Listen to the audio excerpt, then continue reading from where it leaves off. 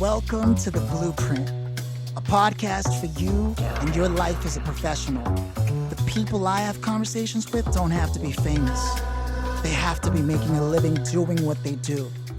My goal is to get you the information you need to make real decisions. Start a career, change a career, get your money right, and get a handle on your operations. This is a Career Day in a Box podcast. I am Philip Lanos, and maybe this is the blueprint for you. Ladies and gents, this episode is going to be amazing. I have Heather Mazzei coming in. She is a sex and intimacy therapist who actually started a career in social work. So you're going to be getting a really broad level of attention and information from someone who's going to break down how to take the shortest distance path. I mean, you're going to have to go through the education one way or another, but hitting those clinicals was something that she did or that she wishes she did sooner, and you're going to find out why. But as a bonus, you're also going to have some tips directly from a sex and intimacy therapist on what you could do during the COVID now to sort of improve your ability to enjoy your partnership at home if that is what you're struggling with right now. So without further ado, Heather Mazzei.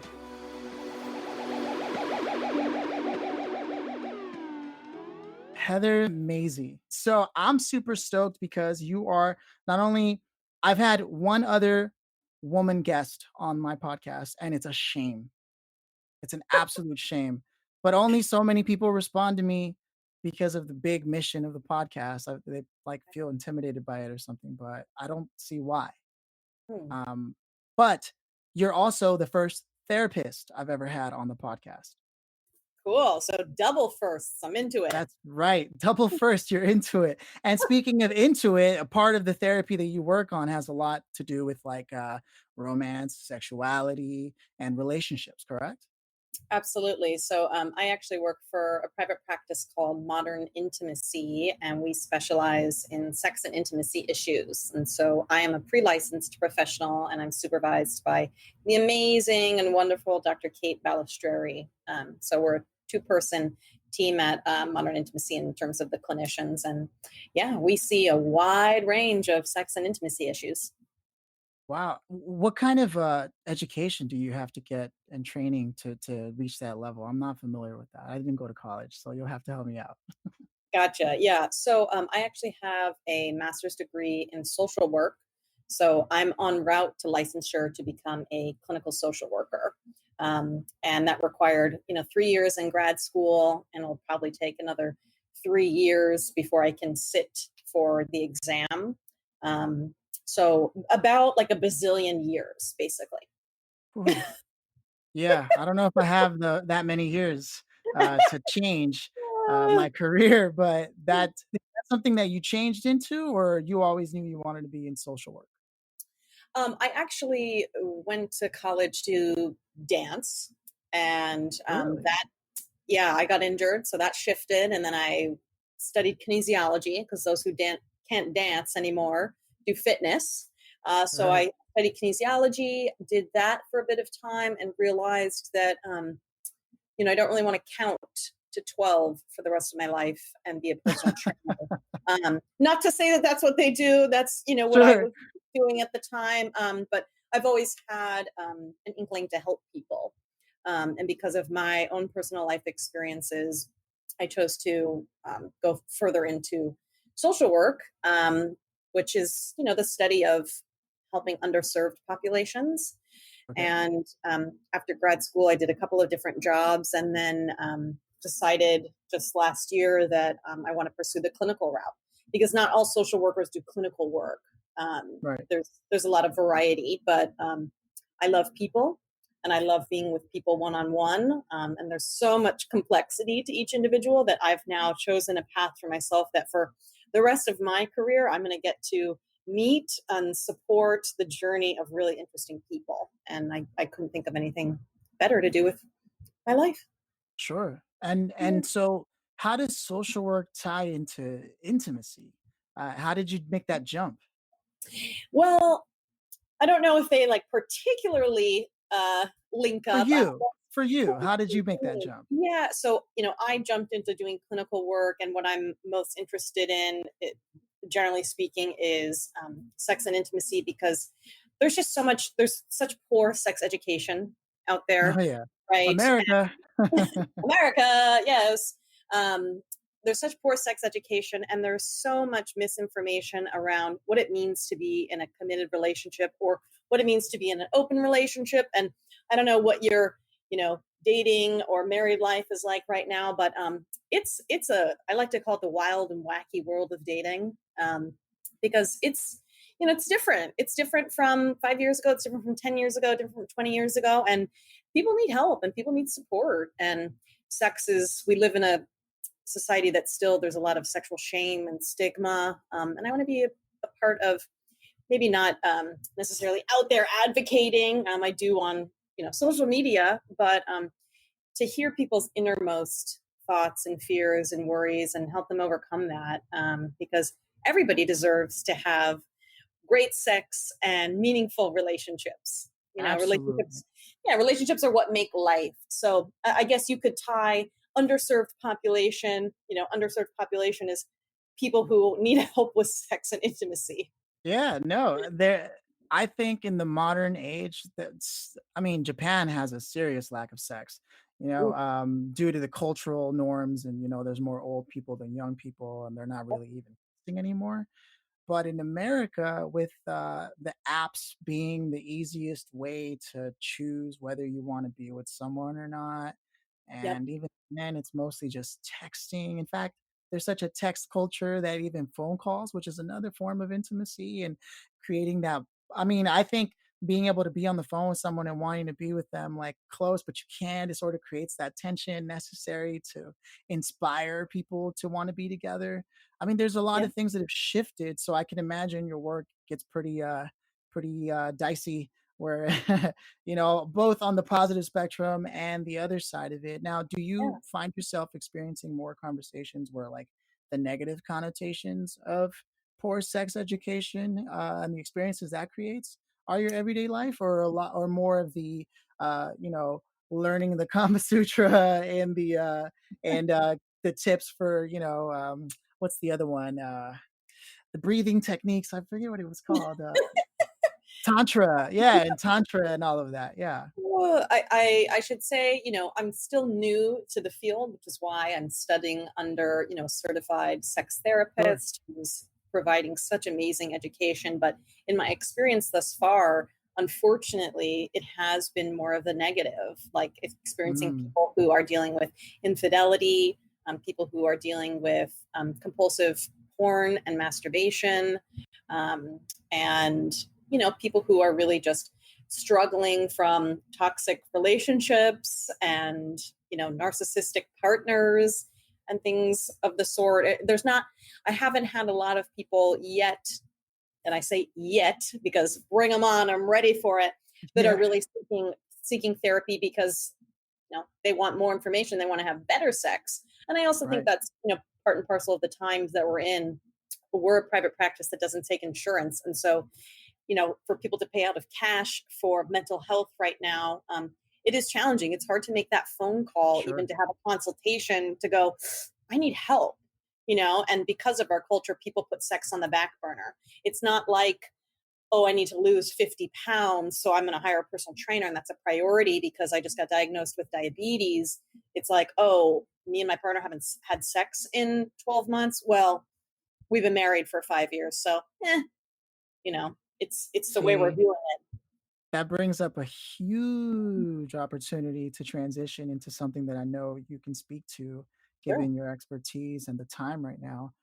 Because this podcast focuses on people shifting careers or pivoting or starting new careers, and the way the world is working right now with COVID-19 and everyone being indoors, so close to each other, irritating each other potentially, and how that affects and impacts sex lives.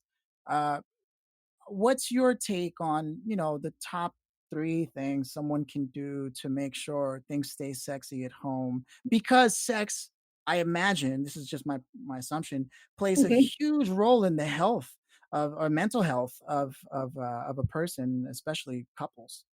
Yeah, absolutely. Okay, let's see. Top 3 tips. Well, I think the first one is communicate. right? And that seems so, let's just say basic, but that's the truth. I think people get into sometimes committed monogamous relationships and they start communicating about their needs, wants, fantasies, desires, and these things change and evolve over time.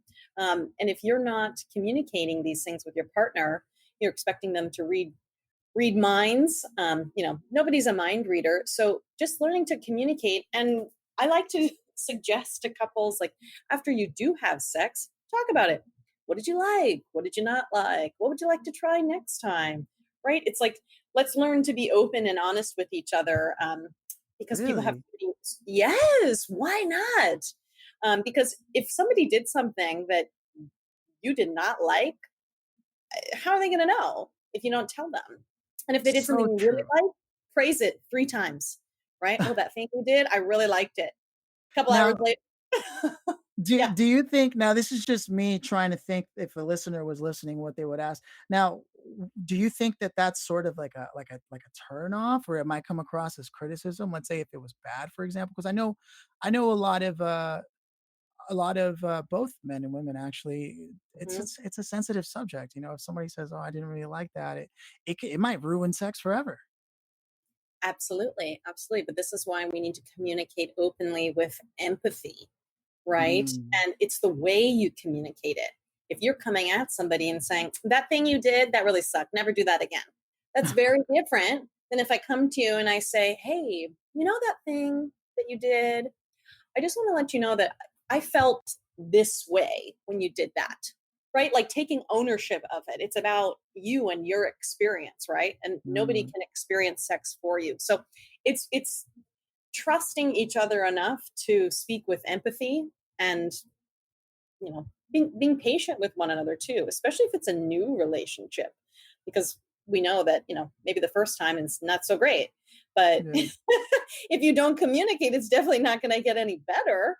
So Right. So yeah, communication around sex communication. is number one. Number one, I think another important thing is, keeping it spicy. Like, novelty is key in relationships and in sex, right? If you're doing the same position over and over and over and over, it's definitely going to get boring. So spice it up, try new things. That doesn't mean you have to go to like a BDSM dungeon and, tie each other up. Like, if that's your thing, please do it. But it could be as simple as, having a sexy date night that you've planned. Like, if you want to go to my IG, I post, I try and post like one a month of like sexy date night ideas. But how about drawing each other naked? How about having a Vegas night at home? There's this awesome thing on Instagram right now called the Black Tape Project, and like they tape they tape people, and it looks awesome and it's super sexy. Like, buy some duct tape and get weird, tape each other. For most people, sex is not just about intercourse, right? It's about the entire experience. So, what are you doing to change up that experience and bring Mm. novelty, right? The newness, the freshness. Because if you're in a long term committed relationship, it it will get old eventually. So, what can you Right. do to enhance it? Man, that makes me worry about a lot of things. Yeah, and especially if people are locked indoors. I mean, how inventive can you possibly be? I guess the imagination is going to be key. Yeah, you can be totally inventive, right? Like, go out and buy some different foods and blindfold each other and feed them and see if you can, What if they have test it. kids? What if you have kids? Okay, well, how about, what are they called? Babysitters. I don't have kids, so I'm clearly like, what? Children? I know, but it just could just you can just imagine there are probably people who were like, okay, babysitters, but COVID, so I can't do that. And it's like it might be tough. So what are some things if you had to stretch the efforts and the tactics and strategies to fit that mold that you could tell the person dying, wanting to have awesome sex Hmm. finally, but the Hmm. kid has been pulling on you all day, the guy just doesn't get it, or who knows, you know what I mean? I'm not saying all guys don't get it, but a Sure, large portion of them are clueless. I sure. probably am one of them, you know? Well, I mean, let's put it this way. If you have children and they're in the other room and maybe they're sleeping, it doesn't have to be a big production, right? So many people complain that there isn't enough foreplay, right? And foreplay can start earlier in the day with flirting, with a, smack on the butt, or a text. Even if you're in the confines of your own home, you can increase foreplay from 30 minutes to 6 hours, right? And then maybe you're Mm. finally in your bedroom at night and you're not worried about like what's going to happen. But there's a technique called sensate focus where there's no genital touching. You're just kind of exploring each other's body and noticing all the sensations. And how nice to kind of go back to the basics with somebody that you love and you want to make feel good, and simple. You don't need anything. You're just being with one another. And I think, that's just a gift. If you can be present, and maybe you only have 30 minutes, but being Right. present for 30 minutes, really being there. Mm. So there are ways to be creative. I see it. So with intimacy, it doesn't have to be just the actual act of sex. In fact, this might even happen over the course of a few days where you can entice and sort of Mm. create that energy and sort of just make it real electric so that the minute you do get an opportunity to have a quick experience, you could just, do that and get back to whatever you were doing because Yes. I don't think it takes a lot to get someone to feel good again. Yes, absolutely, absolutely. There's this really fun exercise that Dr. Stan Tacton, who's actually the creator of PACT couples therapy, which is what modern intimacy follows. There's an exercise called beckoning, and you really just kind of stand apart from each other, and without any words, you take turns trying to, allure the other towards you, right? Mm. Beckon them to come to you, and it's like what a fun game to increase intimacy, increase connection, and just be present there with your partner. And who knows what would happen after that. But it's like how well do you know your partner, and can you learn Ooh. more? Right, it really reminds me of sort of trying to recreate the experiences and the things you were doing when you first met, like when you Yep. first lock eyes Yep. and the careful touching to sort of gauge how someone feels, which are all things that kinda go by the wayside when familiarity sets in. Yeah. Yeah. Learning to be strangers again, you would say, huh? Ooh, I like that. Yeah, Yes. yeah, I'm trying to put it together here in a way that yeah. Okay, Learning. so that would be number 2, right? So for communication Yep. and, you said foreplay, right? And sort of Novelty. Novelty. novelty, novelty, right, novelty. Yeah. And then if you had to throw a 3rd one in, if you can, just, 3 is a magic number, it's a good number. Yeah. I think novelty is great, but something else to kind of increase intimacy, and hopefully greater intimacy leads to greater sex life, is really learning how to become a secure functioning couple. And what I mean by that is really Mm. becoming like a partner whisperer, if you will, right? Like, do you know your partner's tells? Like, if they're anxious or uncomfortable or afraid or sad or lonely, like, do you know? And how do you respond to them? And how do they respond to you?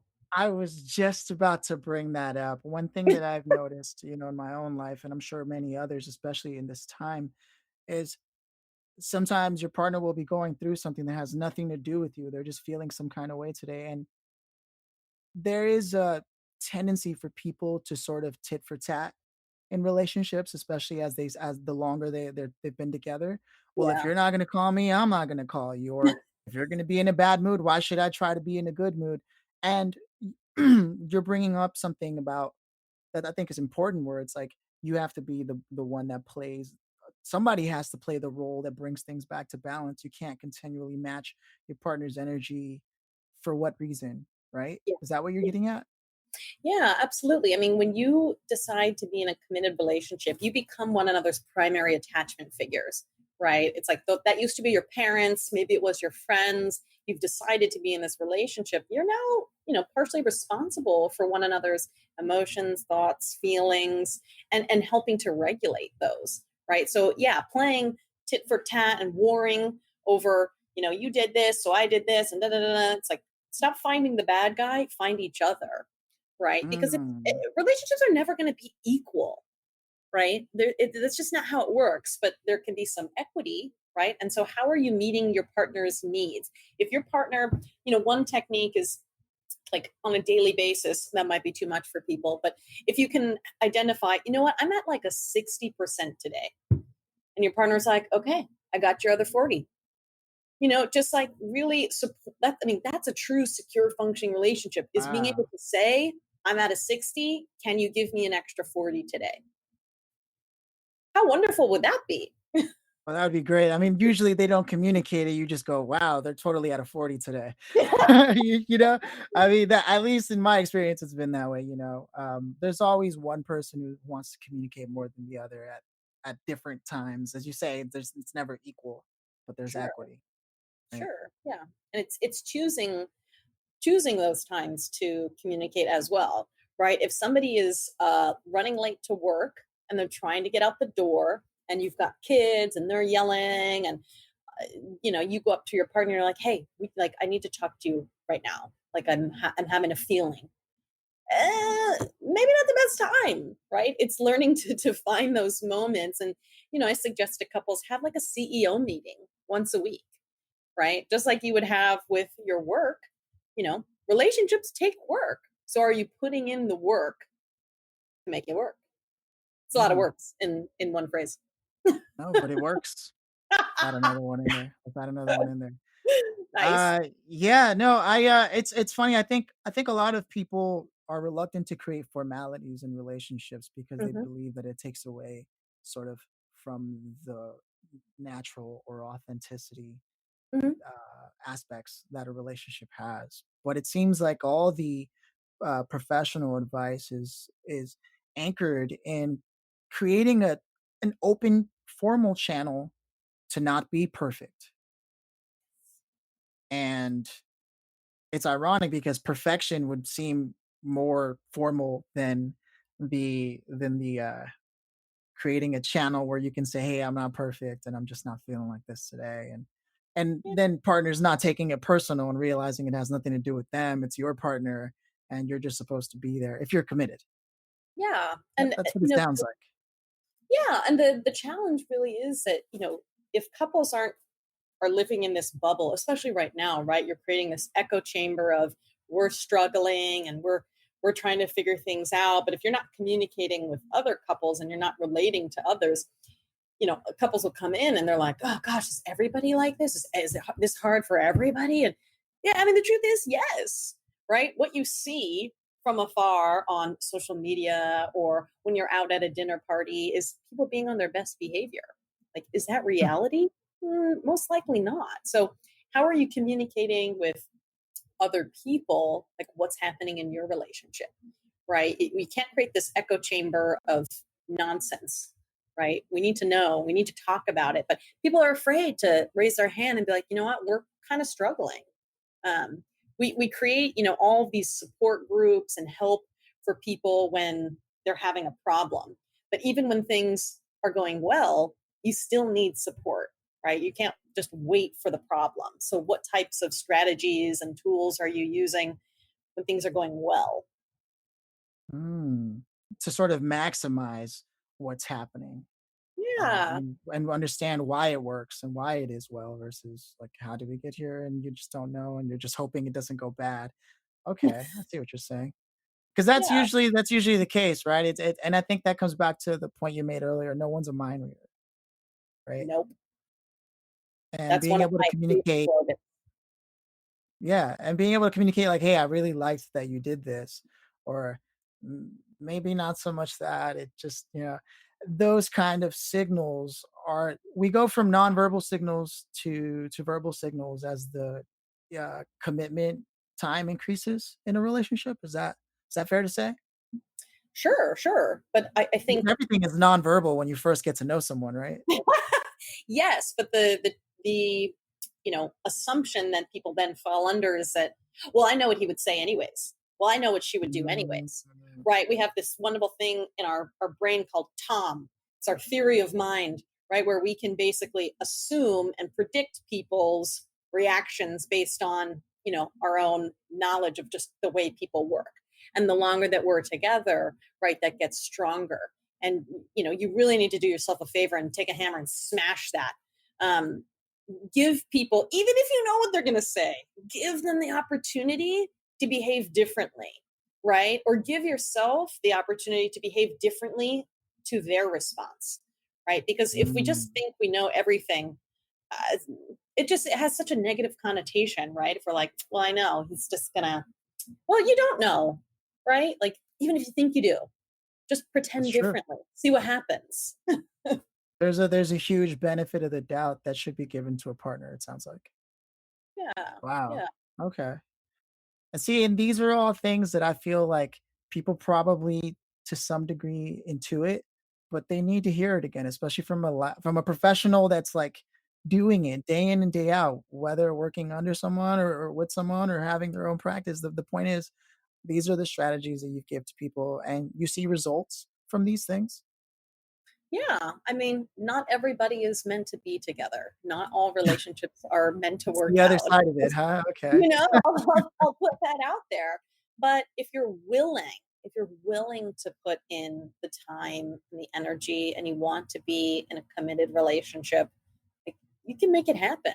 But it doesn't just, you know, you can't not ever think about it and just think everything will be okay. You can't not communicate and think that your partner understands you and knows what you need and want. It takes work. Even if Mm, you are somebody that's, trying to participate in ethically non-monogamous relationships or open relationships, that even requires, even more communication, sure. right? Because there's, so much hurt at risk, if you will. So, yeah, I cannot emphasize enough the need to communicate. Yeah, and there's so many different ways to define communication in a relationship that the fact that it's emphasized, so it's because of how many different types, and that someone should be aware that are involved with communication, right? It's nonverbal, it's verbal, it's formal, informal. Mhm, No, I could see how all that plays a role, and especially in closed spaces like we're dealing with today. And before we get too far away on this, I yeah, actually I thought about something that I think a listener would care to know at this point. Is did you have, given the fact that you now have the opportunity to work under someone as you work towards that final licensure, mhm. um, was that something that you had to like network to get into, where you could finally work under someone, or is that something that's given once you have access to a forum in your educational community, from school? Or how did that come about? Did you have to hustle for that? I think that's a great question. I'm a firm believer, whichever way you want to take this. Today, it's more about who you know, to help you get into the door, and then it's about expanding what you know, right? And so I Mm, actually came upon this opportunity because of a former, you know, associate friend, if you will, somebody that I knew from kind of my area.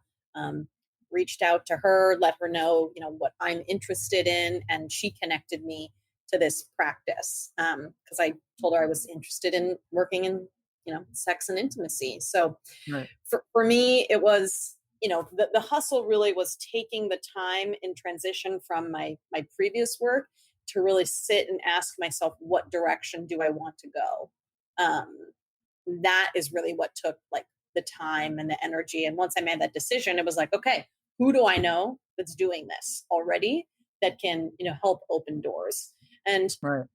I've never had I don't shy away from networking or any of those opportunities because I just love people. I think it's a little bit harder now, right? Because we can't do any in-person networking. So sometimes you just become a name on a piece of paper. But, thankfully social media is great for that.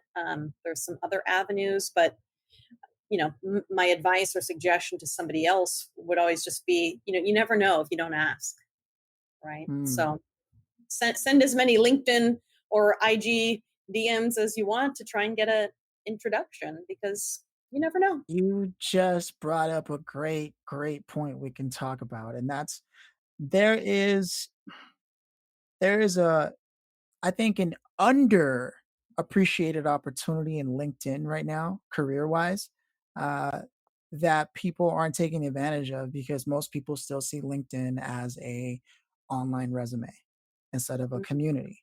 And most people spend more of their time on sites like Instagram and Facebook, hoping to talk to their friends or community about things that they're doing, telling the stories of their day to day. But then they don't spend any time on LinkedIn beyond sending an application in to whether it's easy apply, which no one's going to see that. You know what I mean? It's like that's part of like I think it's like a legal thing that companies have to do. But I think the missed opportunity, and correct me if I'm wrong here, is you can directly speak directly to people who work at the companies or the industries that you're interested in and build relationships to the way you're talking about now. And it's not being done. I mean, I don't know how you utilize LinkedIn, but I'd love to learn more about how you currently engage LinkedIn, whether it's just creating posts or just paying attention to who's in your industry. Yeah, I mean, I'll be honest, I really don't use it that much, but Really? I Okay. would definitely suggest it to others because when I was initially looking, in my kind of last position, I was on there every day trying to message people that were in the industry. I think the challenge becomes, there's some hidden fees, if you will, that you need to unlock if you want to talk to certain people. Um, if they The really wanted premium to subscription, yeah, yeah. premium, if they really wanted to help people, like make it free, like Facebook, so we can all just easily, interact Yeah, with each other. I think people sure.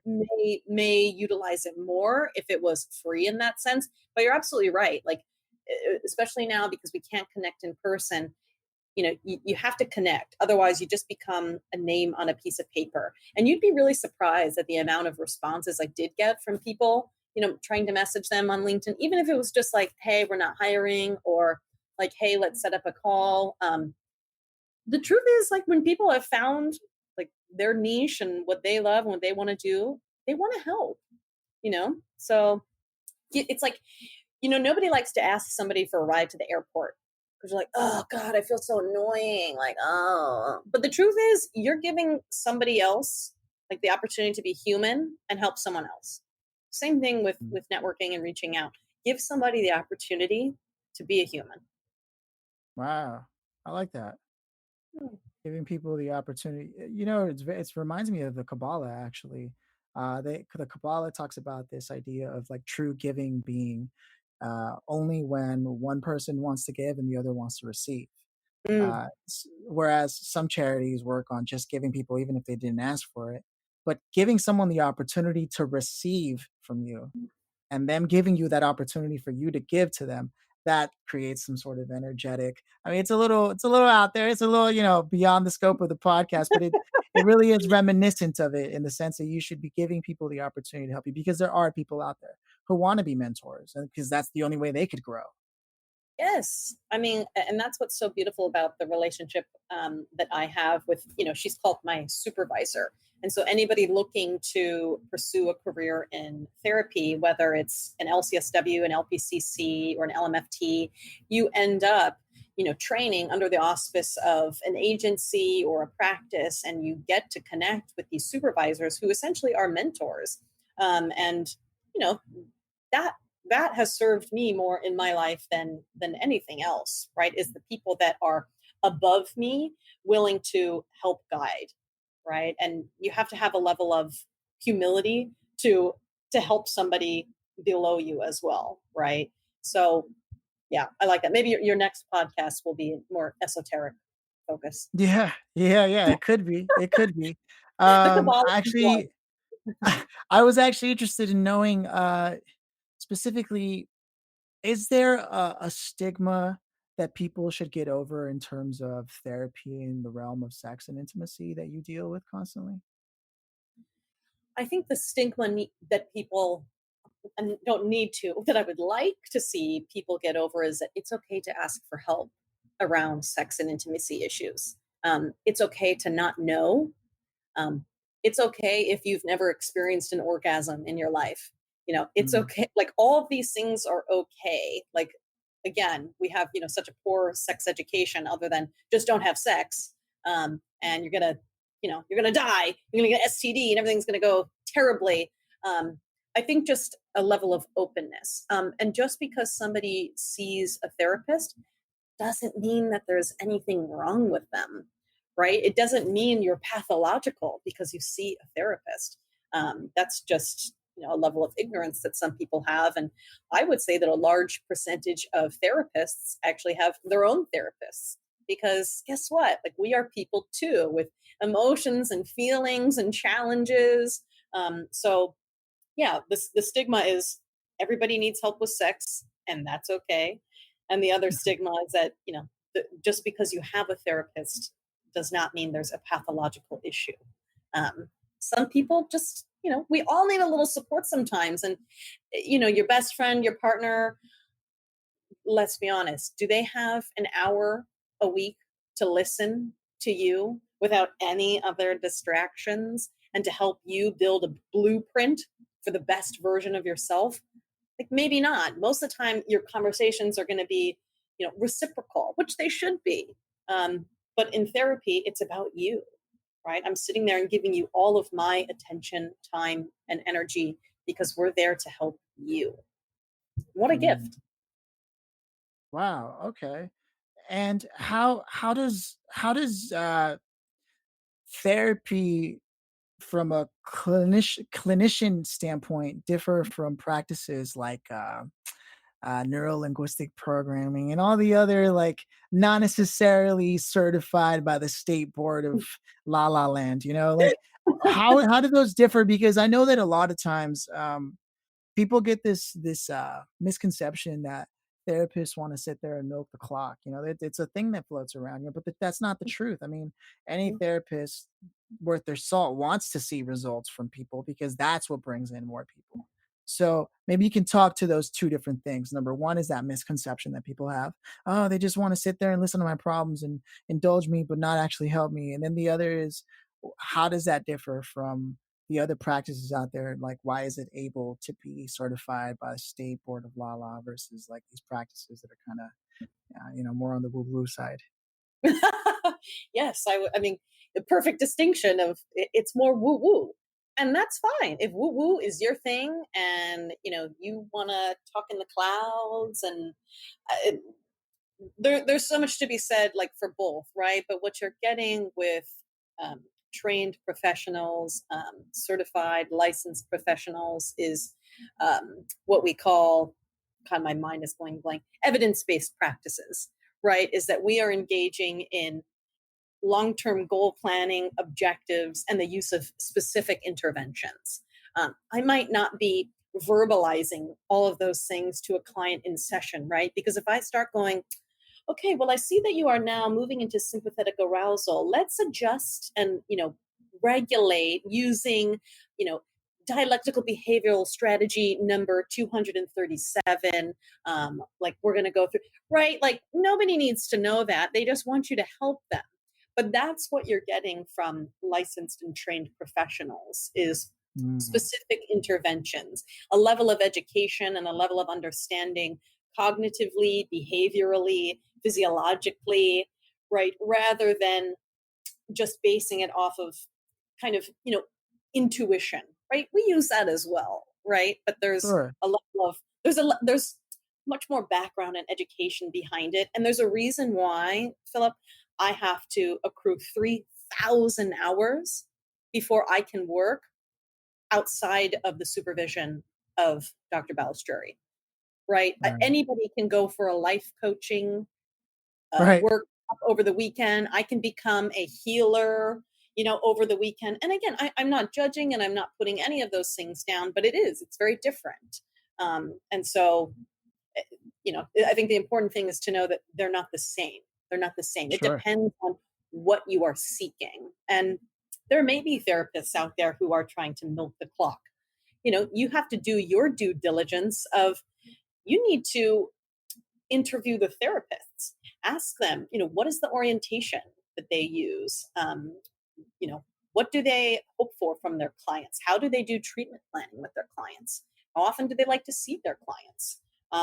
Do your work before you engage in any type of relationship with a therapist as well, because if you just sign up willy nilly, well, that's on you. Right. No different than lawyers, right? Yeah. Yeah. Yeah. It makes sense. Absolutely, absolutely. And I think that's why, for many therapists, just like other professions, right? It's word of mouth. If you've been able to help serve and support somebody else, they may tell somebody, right? And so that's really important for us. Mm.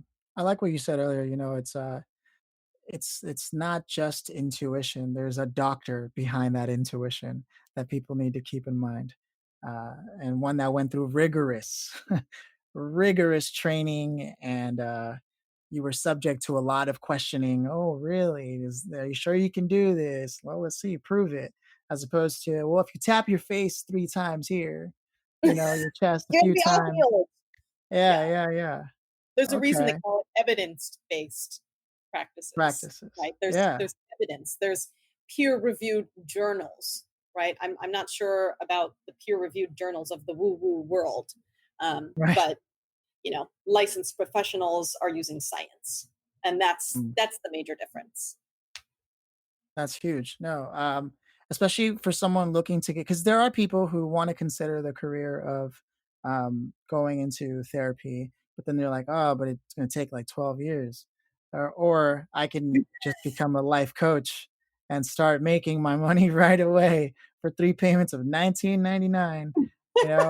Did you at any point consider becoming a coach before you decided to go into the actual legitimate route? Um, I didn't, but that's because I went to school and I already spent all of this time and money on an education, and I really value intelligence and understanding. And again, there's nothing wrong. There's a time and a place for life coaching and healers and all those things. I just bring it back to, what are you seeking? If you are experiencing, or if you've experienced sexual trauma, a life coach may not be appropriate for you, right? Because they probably aren't trained in how to deal with trauma, right? If you are experiencing, you've just experienced infidelity in your relationship, right? A life coach, you know, just might not be appropriate. So it's just kind of, again, you have to put the onus back on yourself. And what am I really seeking? What is the goals that I am wanting from this? If you're just looking to, lose weight, you'd go to a personal trainer. You wouldn't go to a therapist. If you're looking to deal with childhood trauma, you're probably going to want to go to a trauma specialist, right? So again, it's all based on what you're seeking. What is your goal? Right. So if you had to start your whole path all over again to get to where you are, how would you do it differently to shorten the time if it was a more direct path for you? And then, yeah, close out. Yeah, if I were to go back and do it differently and shorten my kind of trajectory, I did have an option to do a 2-year grad program. I chose the option for the 3-year program so that I could also work. I think I may have chosen the 2-year program. And, I shied away from clinical work in the beginning because of one experience that I had. I decided to pursue more macro level social work. I wish I had given myself a bit more time to consider and start the clinical work sooner, because now I've got quite a bit of a time frame in order to get licensed. But the truth is, I am where I am, and just enjoying the journey. So yeah, if anybody is Oh, interested in becoming a therapist, it is a long journey, but it's worth it. you're referring to the 3,000 hours or whatever that you have to put under the belt Yep. that you could have done in tandem with the actual education itself. No, you actually have to complete your education prior to starting licensure hours.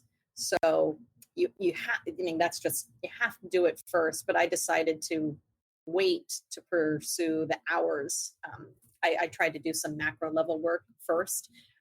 So I could have been licensed by now, but I decided to do something that wasn't clinical first. What So does macro level work mean? Just for the listeners and myself yeah, here. yes.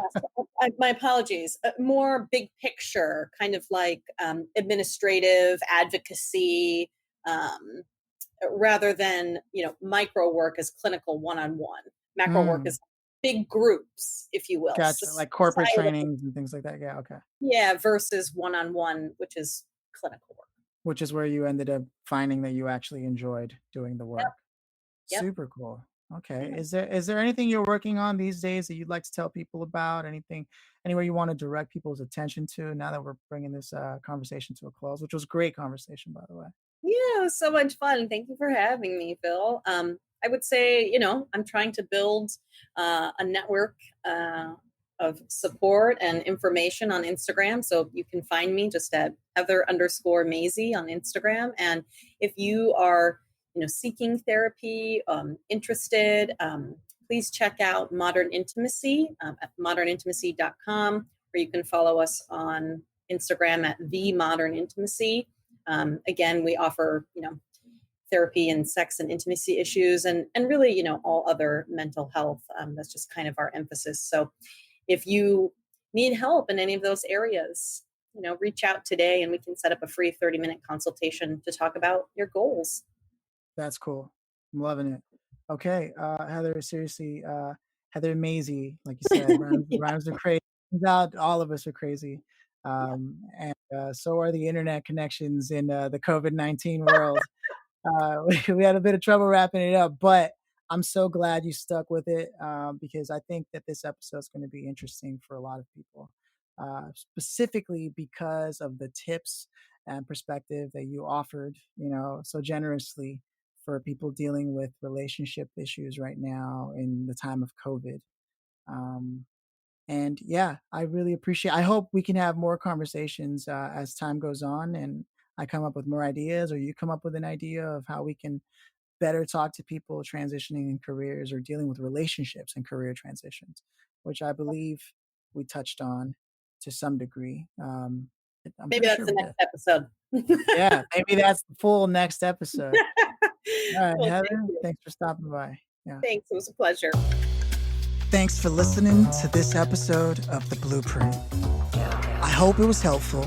And as always, I'm open to feedback. Please follow our guest where they directed you to, and also connect with me on LinkedIn. Or you can even get more personal and connect with me on Instagram. Either way, let's network, let's build, and let me know who else you'd like to hear about, what other industries and professions you're interested in.